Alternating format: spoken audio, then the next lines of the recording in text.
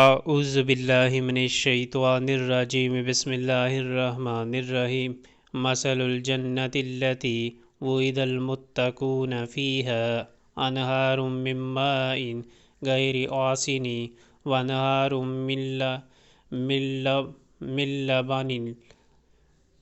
لبن لم يتغیر طعمه وانہار من خمر لذة للشاربین وانہار من عسل مصفى ولهم فيها من كل الثمرات ومغفرة من ربهم كمن هو خالد في النار وسقوا ماء حميما فقطع امعاءهم۔ پرہیزگاروں کے لیے جس جنت کا وعدہ کیا گیا ہے اس کی شان تو یہ ہے کہ اس میں نہریں بہہ رہی ہوں گی، نتھرے ہوئے پانی کی نہریں بہہ رہی ہوں گی، ایسے دودھ کی جس کے مزے میں ذرا فرق نہ آیا ہوگا،